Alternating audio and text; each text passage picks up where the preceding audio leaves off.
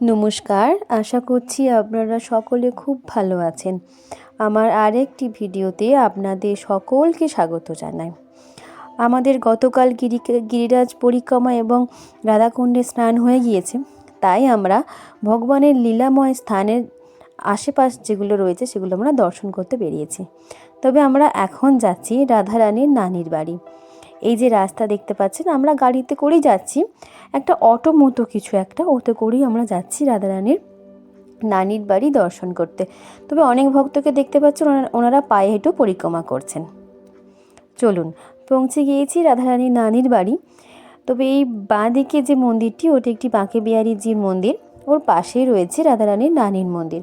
তবে জানেন, একটি অবাক করা কাণ্ড, আমরা যখনই গাড়ি থেকে নামলাম, পাশে একটি ছোটো মতো স্কুলও আছে। তো সেই সমস্ত স্কুলের বাচ্চাগুলো সাথে সাথে এসে আমাদের সঙ্গে বলছিল রাধে রাধে মা, কেমন আছেন। ওরা হিন্দিতে যদিও বলছিল, আমি বাংলাতেই বললাম। তো যাই হোক, চলুন এখন রাধারানীর নানির বাড়ি বা যে মন্দিরটি রয়েছে সেটা দর্শন করা যাক। এই বাঁকে বিহারীজি মন্দিরটাতেও আসবো, আগে এখানে দর্শন করে নিই, তারপর আসবো বাঁকে বিহারীজির মন্দিরে। তবে এই পণ্ডিতজি বললেন, আমার সাথে আসুন, আমরা ভালোভাবে আপনাকে বাঁকে বিহারীজির মন্দির এবং রাধারানীর নানির বাড়ি যে মন্দির সেটা আমরা দর্শন করিয়ে দেবো। এই যে সবাই আমরা ওনার সাথে সাথেই যাচ্ছিলাম। তবে এই রাস্তা দিয়ে যখন হাঁটছিলাম, একটা কথাই মনে হচ্ছিল যে বাবা, এখান থেকে স্বয়ং রাধারানী হেঁটে গিয়েছেন। আমাদের এত ভাগ্য, বা বিশেষত আমার কি এত ভাগ্য, আমি কি এত ভালো কাজ করেছি যার জন্য আমি বৃন্দাবন বা যেখানে স্বয়ং রাধারানী এবং কৃষ্ণ লীলা করেছেন সেই মাটির উপর দিয়ে আমরা যেতে পারছি। আমি কি এতটাই ভাগ্যবান হয়েছি? জানি না। তবে কারো যদি এরকম কোনো অভিজ্ঞতা থেকে থাকে, অবশ্যই আমাকে কমেন্টে জানাবেন। এই যে চলে এসেছি রাধারানীর নানির বাড়ি, অর্থাৎ এই মন্দিরটিতে। চলুন দর্শন করা যাক। সবাই মিলে একটু একটু করে দর্শন করব। তবে আমার বোনের একটু বেশিই তাড়া, ও তাড়াহুড়ো করে যাচ্ছে। আগে আমি দেখবো রাধারানীকে কেমন দেখতে ছিল, আগে আমি দেখবো, দাঁড়ান আপনাদের একটু দর্শন করা। এই যে দেখুন কি সুন্দর না, আর রাধারানীর রূপ যেন অপূর্ব অপূর্ব, কিছু বলার নেই, অপূর্ব। চলুন, দর্শন হয়ে গিয়েছে, এবার যাব ওই পাশের বাঁকে বিহারীজির মন্দিরটিতে। উনিও ডাকছিলেন। তবে এখানে প্রায় সব জায়গাতেই না বাঁকে বিহারীজির মন্দির ছোটো ছোটো করে একটু রয়েছে। এই যে এখানে মহাদেব আছেন, আবার সব মন্দিরে মহাদেবও বিরাজমান, মহাদেবও রয়েছেন। আর এই যে এইখানটিতে রয়েছে বাঁকে বিহারীজির মন্দির। তবে এটা রাধাকুণ্ডর আশপাশ, আসল বাঁকে বিহারীজির মন্দির বৃন্দাবনে আছেন। চলুন, ওনার সঙ্গে কথাবার্তা এবং সমস্ত কিছু দর্শন হয়ে গেছে, এবার আমরা কুসুম সরোবরের দিকে। তবে এই যাত্রাপথে জানেন আমরা কত ময়ূর দেখেছি, মানে দুদিকেই তো শুধু মাঠ, আর জনবসতিও আছে, কিন্তু তুলনামূলকভাবে একটু কম। তবে রাস্তাঘাটে দেখা যাচ্ছে যে ময়ূর চড়ছে, এগুলো তো সচরাচর দেখা যায় না বলুন। আমরা এখানে কি দেখি, যে কোনো একটি চিড়িয়াখানায়, বিশেষত আমাদের কলকাতার যে আলিপুর চিড়িয়াখানা আছে বা নন্দনকানন আছে, তো সেখানে গেলে আমরা এই সমস্ত কিছু দেখতে পাই। এবার রাস্তার সামনে হঠাৎ করে ময়ূর চড়ছে, এটা একটি অবাক করাই কাণ্ড। চলুন, কথা বলতে বলতে পৌঁছে গিয়েছি কুসুম সরোবর। দাঁড়ান, এত গাড়ি ঘোড়ার চাপ, আর তার সঙ্গে সঙ্গে গোমাতাদের এত চাপ যে আমি রাস্তাটাই পারাপার করতে পারছিলাম না। সবাই এক এক পারাপার হয়ে যাচ্ছিল, কিন্তু আমার দ্বারা আর এই কাজটি সম্ভব হচ্ছিল না। কিন্তু কিছু করার নেই, হতে হবে। চলুন, এবার আমিও গুটি গুটি পায়ে রওনা দিই কুসুম সরোবরের দিকে। এটা গিরিরাজ পরিক্রমা করার সময়ও দেখেছিলাম, আবারও একবার দেখছি।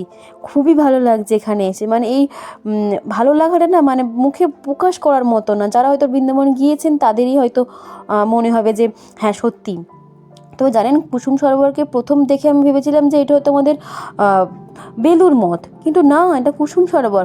তবে এখানে অনেকে রাতেও আসে, কারণ এখানে রাতে অনেক আলোকসজ্জার ব্যাপার, বা এই যে জলগুলো রয়েছে এখানে ফোয়ারার, দেখা যায়। তবে আমাদের তো আর রাতটা হয়ে উঠলো না, তার জন্য আমরা সকালবেলাতেই পরিক্রমাটা করে নিলাম। খুব সুন্দর এই জায়গাটি, অফুরন্ত ভালো লাগা। চলুন, হয়ে গিয়েছে, এবার আমরা যাব নারদকুণ্ড দর্শন করতে।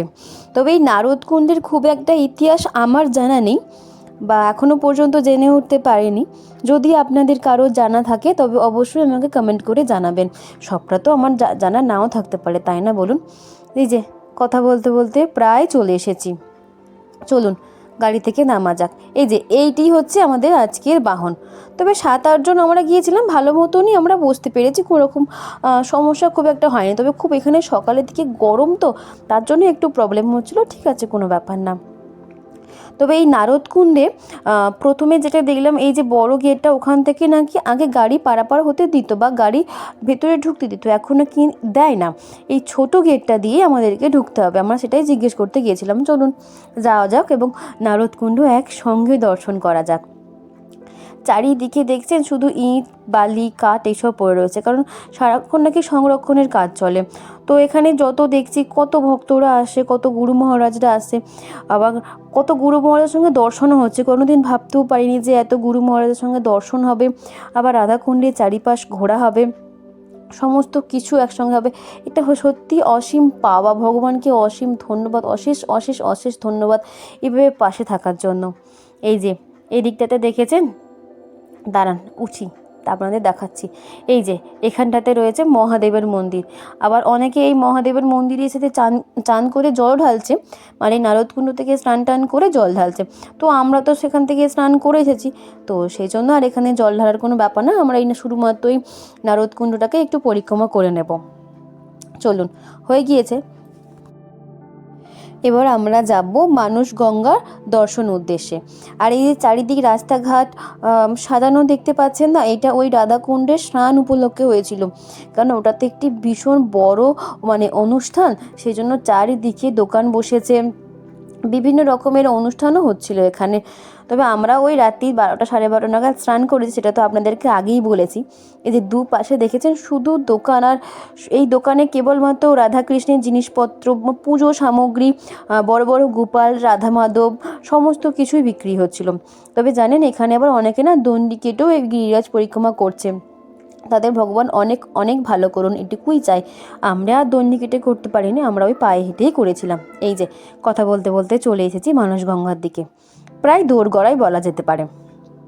চলুন তাহলে এবার মানস গঙ্গার দিকে যাওয়া যাক। অনেক কথিত আছে এই মানস গঙ্গায় স্নান করলে নাকি অনেক পাপ মুক্ত হওয়া যায়, তবে এইবারে তো আর হলো না, আশা করছি পরের বারে হবে। এই যে মানস গঙ্গার গেট, মানে এই গেট দিয়ে পেরিয়ে যেতে হবে মানস গঙ্গা দর্শন করতে। তবে ওই যে স্নানটা হলো না, একটু দুঃখ দুঃখ মনেই যাচ্ছি, কি আর করা যাবে, দর্শন তো হলো, একবারে তো আর সব কিছু হয় না, আবারও একবার আসতে হবে। হয়তো এটাই রাধারানী চাওয়া, যে এই আক্ষেপটা হয়তো থাকলে আমি আবার আসবো। তবে আমাকে কোনো জায়গায় ঘুরতে না নিয়ে গেলেও চলবে, আমাকে প্রত্যেক বছর একবার করে বৃন্দাবন, রাধাকুণ্ড এগুলো ঘোরালেই আমি খুব খুব খুশি। এই যে চলে এসেছি এই ঘাটের দিকে। তবে আমার নামার খুব একটা ইচ্ছে নেই, আমি বোনকেই বলবো যে তুই একটু যা, একটুখানি গিয়ে জল নিয়ে জলটা একটু মাথায় নিই। আর এখানে এসে তো একটু শরীর একটু খারাপও হয়েছিল, কারণ দিনে ঠান্ডা রাতে গরম, আবার রাতে ঠান্ডা দিনে গরম, কিন্তু মহা মুশকিলের আবহাওয়া, সেই জন্যে খুব প্রবলেম হচ্ছিল। ও ডাকছিল আমাকে বারবার, কিন্তু আমার আর যেতে ইচ্ছা করছিল না, অনেকটা উঁচু নিচু সিঁড়ি ভেঙে যেতে হবে, তো তার জন্যই ওকে বললাম যে তুই একটু মানস গঙ্গার জল নিয়ে আমরা একটু মাথায় নিয়ে নিই। আর এই যে এটা বাবাকে এই পণ্ডিতজি কী সব বোঝাচ্ছিলেন, আমি তো কিছু বুঝতেই পারছিলাম না, বাবা একটুখানি মাথায় জলটা নিয়ে নিলেন, কী যে এত উনি বোঝাচ্ছিলেন, আমি তো ওনাদের কথা অর্ধেক বুঝতেই কিছু পারছিলাম না। ঠিক আছে, বোঝা না বোঝার মাঝখানেই আমাদের মানস গঙ্গা দর্শন হলো। এবার যাবো চাগলেশ্বর মন্দিরের দিকে। জানেন এই চাগলেশ্বর মন্দিরে আছে স্বয়ং মহাদেব। এই যে এই খটোমটো রাস্তাটা পেরিয়ে আমরা যাবো চাগলেশ্বর মন্দিরের দিকে। তবে ইচ্ছা আছে আবার একবার মহাদেবেরকে দর্শন করতে কেদারনাথ যাব, তবে জানি না কবে হবে, আশা করছি কোনো না কোনো দিন ঠিক হয়তো হবে, মহাদেব যদি চান তাহলে নিশ্চয়ই হবে। এই যে বাইরেটা রয়েছে পুজো দেওয়ার সামগ্রী, মানে ওখান থেকে পুজো কিনে ভিতরে পুজো দিতে হয়। দাঁড়ান আগে ভিতরটা দর্শন করে আসি। এই যে আশাটা না আমি সামলাতে পারছিলাম না, কত তাড়াতাড়ির মধ্যে মহাদেবকে দর্শন করব। আর সবথেকে বড় কথা, এই ভিতরে ঢুকতে না একটা অদ্ভুত শান্তি মনের মধ্যে, যেন পুরো গোটা শরীরটা একটা ঠান্ডা হয়ে গেল, সমস্ত রাগ ক্ষোভ হিংসা সমস্ত কিছু দূর হয়ে যায়, একটা আলাদা শান্তি হয়। মনেই হয় না যে সংসারে বা অফিসের চাপে কত কী থাকতে হয়, কত কী প্রেশার নিতে হয়, কিন্তু কিচ্ছু মনে হয় না। এখানে ঢুকতেই মনে হলো এক নিমেষে সবটা একদম ফট করে ফুরুত কোথায় উড়ে গেল জানো। সবাই নিজের নিজের মতো করে পুজো করছে, তবে এখানে কোনো পণ্ডিতজি নেই, নিজেরা নিজের মতো করে ওখান থেকে পুজোর ডালা কিনে এনে পুজো করতে হচ্ছে। তবে এই ওনাকে দর্শন করার যে আক্ষেপটা সেটা তো মিললো, এবার একটু পুজোও করতে হবে, তো তার জন্য আগে একটু মন ভরে ওনাকে দেখে নিই, তারপরে যাব পুজোর ডালা কিনতে। চলুন মন তো আর ভরছে না, একটু পুজোর ডালা কিনে আনা যাক। এই যে এই পুজোর ডালাটা 150 টাকা না 200 টাকার মতো নিয়েছিল। ফুল ছিল, একটু দুধ, গঙ্গার জল, একটু সাদা আতপ চাল, একটু হলুদ চন্দন, বেলপাতা আর কাঁটা ফল, এইগুলোই ছিল। এই যে প্রথমে বললাম যে তোমরা একটু পুজো করে নাও, তারপর আমি যাব, আমি একটু পুজো করব।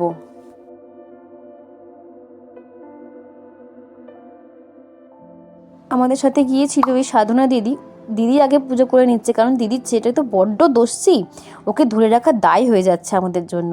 তার জন্য আগে দিদি পুজো করে নিচ্ছে। জানেন দিদিও বড্ড মহাদেব ভক্ত, তো আগে দিদি পুজো করে নিচ্ছে, তারপরে আমার একটু বোন পুজো করবে, সবার শেষে আমি মন ভরে প্রাণ ভরে শান্তি ভরে মহাদেবের পুজো করব।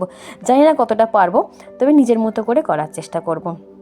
আর এর ভিতরটাতে জানেন অদ্ভুত একটা শান্তি, আপনাদেরকে তো বললামই কি অদ্ভুত ঠান্ডা, আর তার সত্ত্বেও এখানে পাখা চলছে, আর ভিতরের কারুকার্যগুলো এত নিখুঁত এত সুন্দর যে বলার মতো না। এখানে টোটাল কটা মূর্তি আছে সেটা আমার গোনা হয়ে ওঠেনি, সম্ভবত 5টা শিবলিঙ্গ রয়েছে। মানে এতটাই আমি এক্সাইটেড ছিলাম যে চাগলেশ্বরের মহাদেবকে দেখবো, এটা ভেবেই তো আমি একদম মানে আপ্লুত হয়ে গেছিলাম যে ভগবান সত্যি হয়তো আমার পাশে আছে। সবসময় হয়তো ভগবান আমাদের খারাপ করেন না, আমাদেরকে হয়তো প্রেশারে রাখেন না, উনি খুব ভালো করে রাখেন, খুব ভালো দেয়। কিছু কিছু যখন দেয় সেটা সত্যি খুব ভালো দেয়, খুব ভালো দেয়। আর এখানে আমার বোন একটু পুজো করে নিচ্ছে, ও ওর মতো করে পুজো করছে, ও ভারী মহাদেবের ভক্ত। এই যে দাদাও আসছে পুজো করতে। একে একে সবাই মিলে একটু করে প্রথমে জল দিয়ে, তারপর একটু দুধ, ফুল, একটু সাদা আতপ চাল, কাঁটা ফল, একটু হলুদ চন্দন দিয়ে পুজো করে নেওয়া হবে। নিজের মতো করে পুজো করো, কোনো জোর জবরদস্তি কিছু নেই, যতক্ষণ খুশি ততক্ষণ বসে মন দিয়ে পুজো করো। তবে এখানে যদি কেউ এসে থাকেন বা এইভাবে যদি আমাদের মতো পুজো করে থাকেন, কারোর যদি কোনো অভিজ্ঞতা হয়ে থাকে, তবে অবশ্যই আমাকে কমেন্টে জানাবেন, বা যদি আমার কোনো ভুল ত্রুটি থেকে থাকে তাহলে সেটাও অবশ্যই জানাবেন। আমি যে সবটা জানি এমনটা তো না, বলুন, অনেক কিছুই তো জীবনে জানার থাকে।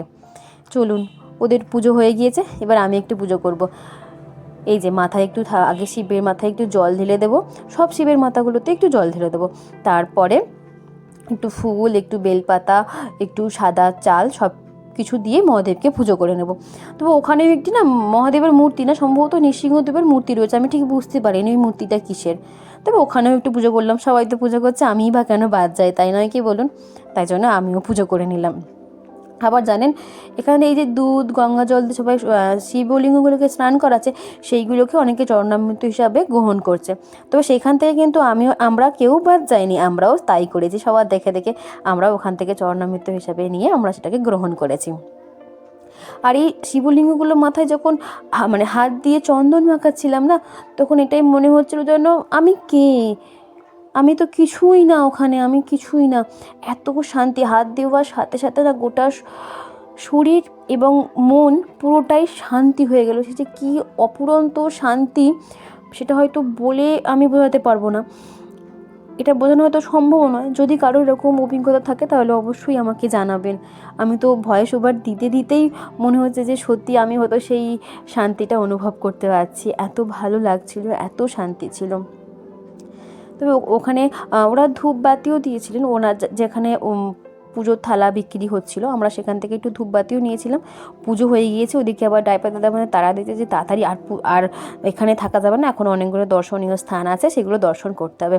তো ওনার তাড়াতেই আমরা তাড়াহুড়ো করে বেরিয়ে পড়লাম। এই যে একটু ধূপ বাতি দিয়ে দিই ঠাকুরকে, ওই প্রদীপের মধ্যে একটু ঘি আর সলতে দিয়ে প্রদীপ দেখানো আছে, ওটা দিয়ে দিচ্ছে। ধূপটা আমাদেরকে আর দেওয়া হয়নি বা দেয়নি উনি।